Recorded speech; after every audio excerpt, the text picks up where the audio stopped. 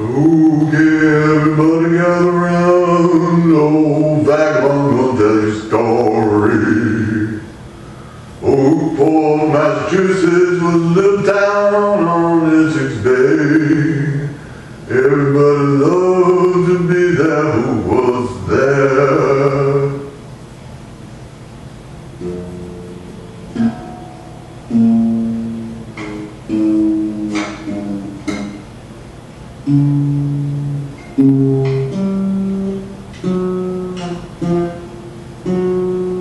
Everybody who lived there had a good old time. They were younger than usual and in the prime, loving and singing and playing music, doing art, writing the poetry.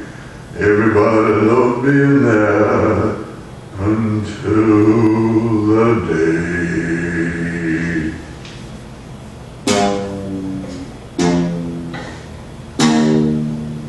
Until the day, not for everyone of course, but for a few at a time, their lovers left them and they crashed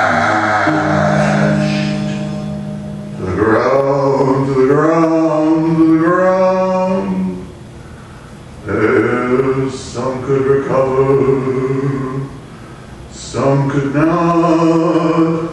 Some people lay in their beds and couldn't get up, couldn't go to work.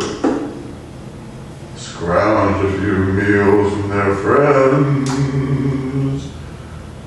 And then eventually resignation, renunciation, abnegation. Denunciation of their former lovers. Perhaps faithful enemies now in their minds, they wouldn't sell a soul. Unfortunately, unfortunately.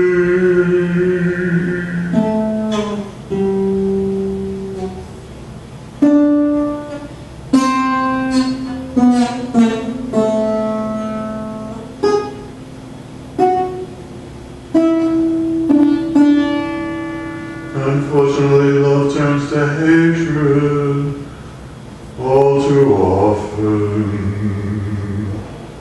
Poor little boys and girls in abject spiritual emotional poverty.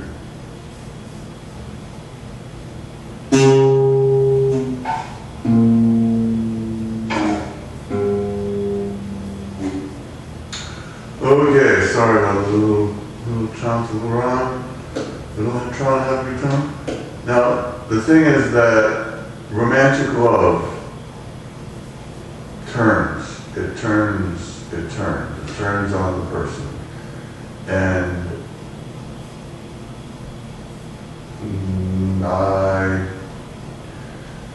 I feel hesitant because I feel that romantic love is one of our biggest mythologies. It's a huge part of the secular religion, and many people have it, including those who purport to have spiritual religion, who go to church, who maybe even sing the hymns and praises to God in the highest, but still, experientially, their highest moments are in the ecstasy of romantic love. Moments. Some people, the moments are more prolonged than others. Some, it's just limited to physical intimacy. For others, it's goo-goo gaga all day long, for weeks, months on end, perhaps. So, but the fact that it turns on itself, it becomes sometimes the opposite, which cannot speak its name. It's not love that dare not speak its name, it's hatred that cannot speak its name.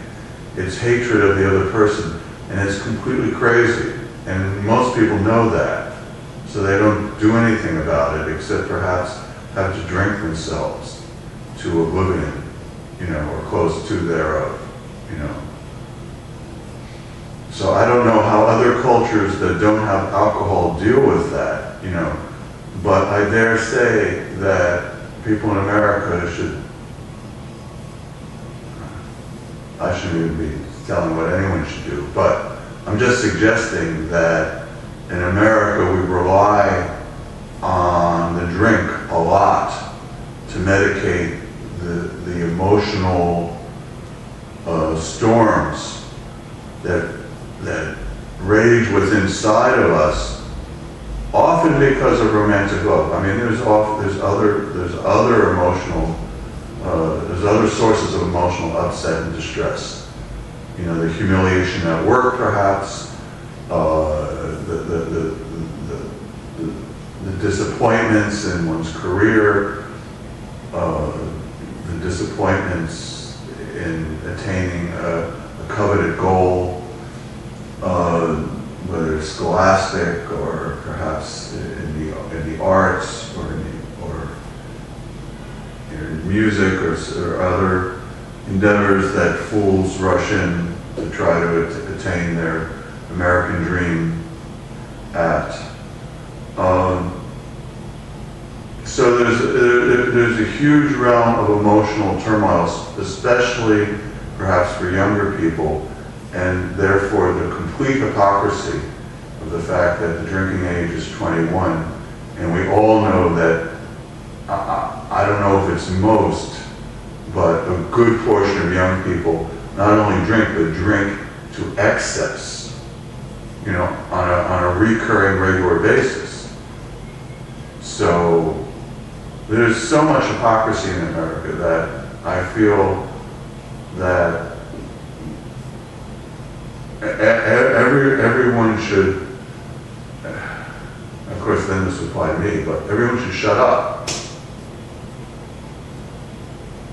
I mean, the punditocracy that chatters away on the television, news media, and you know, clicks away on their keyboards to write either in print or online, the slew of moralizing and pontificating, you know, that is gobbledygook. It's fairy tales. Why do I say that? Because even if there are truths mentioned, so much is left unmentioned, unsaid, unrecognized. You know, the reality of how people actually lead their lives has often not that much to do with the moral claptrap that is that people have to pay lip service to, you know, as to what it means to be a responsible adult. Not that it's not true, there are certain guidelines to what it means to be a responsible adult, but how to attain that, that's a different story. That's a different story. And so many people fail at doing that, that the de facto average is not the, you know, responsible, productive member of society that we all, you know, have to recognize as sort of the civic religion. Now, most people get their jobs done, you know, take care of business, but the quality of their work, you know, especially the work of parenting,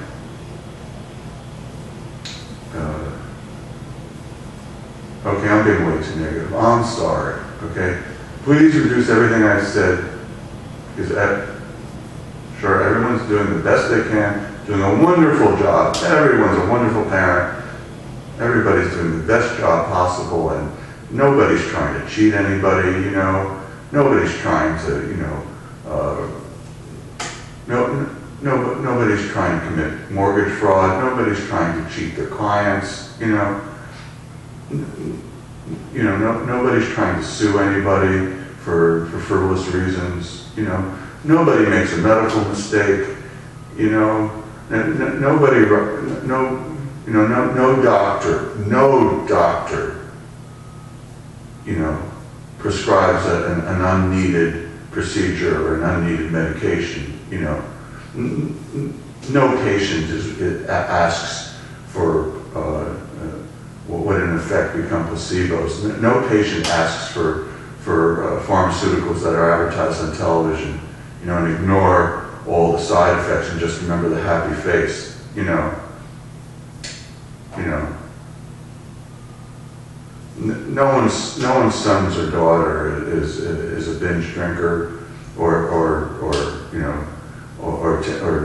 taking illegal drugs. You know, everybody's happy. Everybody's doing a great job.